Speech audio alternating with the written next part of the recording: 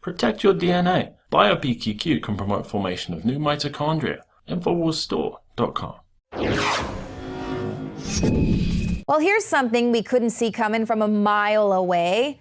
Millions of smart devices have already been infected by an army of hackers. Of course, we've told you these so-called smart devices are completely vulnerable and susceptible to hackers. Well, now attackers have used an army of hijacked security cameras and video recorders to launch several massive internet attacks. This happened last week. And of course, this is prompting fresh concerns about the vulnerability of millions of smart devices in homes and businesses that are connected to the internet. So the attackers use as many as 1 million Chinese-made security cameras, digital video recorders, and other infected devices to generate web page requests and data that knocked their targets offline. So they say it's unclear whether these attackers had access to video feeds from the devices. I'm sure they did, though, but it's not like people are going to really know what all was revealed by these hackers or to, what they were able to get into. But people only realize that they were being attacked when their websites are being taken down. And so the reason why experts are so concerned with this now is because hackers used to infiltrate people's personal security, personal computers that they would have set up or unsecured Wi-Fi systems. But now they're actually going in to these devices that are meant to be plugged in and then forgotten about, like your refrigerator or your light bulbs or your cars. So these are things that are now susceptible to hackers, and they are being used to take out their intended targets. Right now, what they're doing is they're doing denial of service attacks, which is one website said that the traffic that was hitting their website was akin to the equivalent of 140,000 high-def movies streaming all at once. So you can imagine the kind of lag that had. But now, of course, they're saying that they're really requesting that you and I take the initiative to protect our own devices and go in and really back up the firmware. But how are you supposed to ask someone to patch their refrigerator or their Google Nest thermostat? So this is a completely insane world, but we are just forging ahead full steam into this technocratic takeover. But that's not all. Hackers are also targeting our voting machines. So these are voting systems that have been targeted in 20 different states thus far. So here's another conspiracy theory until it isn't a theory, it's actually fact. And of course, this is FBI Director James Comey saying that bad actors are at work poking around in electoral databases. He's the only bad actor I'm seeing poking around here affecting this election cycle by getting his little buddy Hillary Clinton off.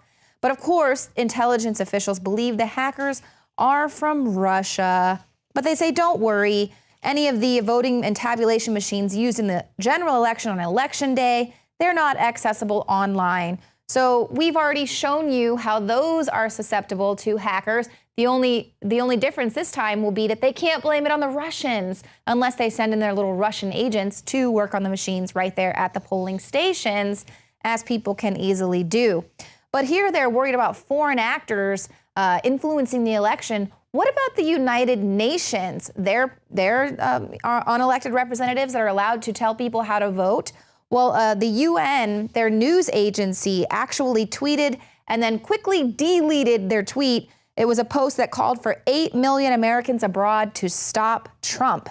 It was a tweet that was published Thursday evening, urging American expats to share a voter registration tool on the website of the activist organization Avaz. It states U.S. citizens abroad could defeat Trump if they voted. And the webpage is titled The October Surprise That Will End Trump. So not only do we see they're going in and hacking in, blaming it on the Russians, they're signing up many people, trying to get as many new citizens signed up as they possibly can, like that beauty queen that everyone is continually talking about that is coming out after Trump. And that's not it, but they're also registering the dead. That's right, the dead are voting Democrats. An investigation launched in Harrisonburg, I believe this is in Virginia, after 20 voter applications were turned in under the names of dead people. And they only figured this out because someone there, an employee who was working in the city, recognized the name of one of these dead people. It was actually a distinguished resident and someone that had been working for the city for many years. So that's how they were able to say, whoa, wait a minute, this guy died a while ago. And so now Republican lawmakers are saying, this is just further proof that voter fraud is real, and it validates the push for stronger voter ID laws. But of course, the Democratic colleagues still, even in the face of this, say that it's a myth, it doesn't exist. But that's because the dead vote Democrat. And now Trump is coming out saying our whole system is rigged. We're seeing how this is rigged. The debate was rigged. We already reported on that yesterday. There's just a very peculiar things. Hillary Clinton signaling the moderator as well. Now he's saying, I had to put up with the anchor and fight the anchor on everything I said. Indeed, he did. He says, what a rigged deal. I tell you, we're in such a rigged system. It's terrible. He also did say that his mic was defective, and that was true, reported by the New York Times today, that indeed they did admit that he was given a defective mic. Something was wrong with his audio. Of course, we saw that CNN poll that was totally provably gamed, came out the clear winner. But then when they were citing these other polls that showed Trump as the clear winner, they were saying that Trump was citing non-scientific polls. Only this CNN poll is the scientific one. But, he's coming out saying that they're coming after him in all ways. Proof of that is the fact that they're talking about this freaking beauty queen. Megyn Kelly actually told Team Trump to just shut up about women's weight. But it's the media who is dragging out these things from decades ago and continuing to talk about irrelevant things. People, we are about to go to World War III. Who cares if Donald Trump called a beauty pageant winner Miss Piggy because she gained 50 pounds while she was representing the beauty? It's a beauty pageant. They're supposed to be objectified. That's the whole point of it. And of course, Megyn Kelly is coming out saying, well, some might find that objectification objectionable. Okay, but Bill Clinton, the rapist, is just fine.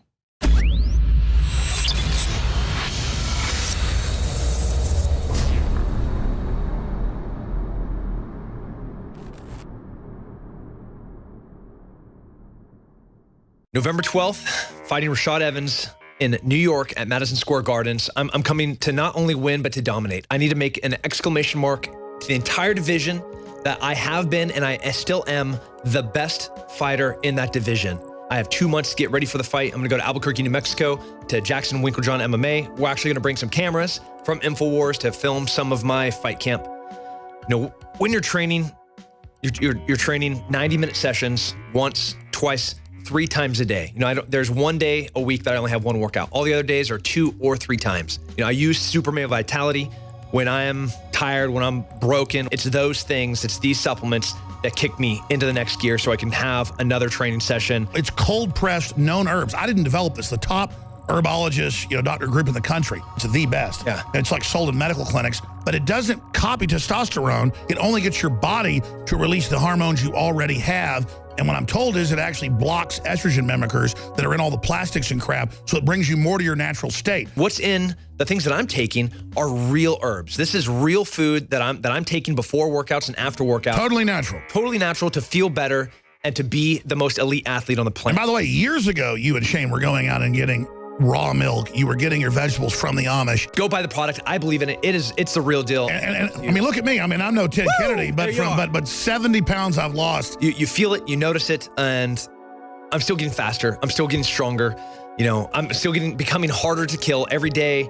With Super Male Vitality, X2 and other products, it's helped me lose over 70 pounds of freaking fat. I gained back about 30, 40 pounds of muscle. I'm a pretty big guy.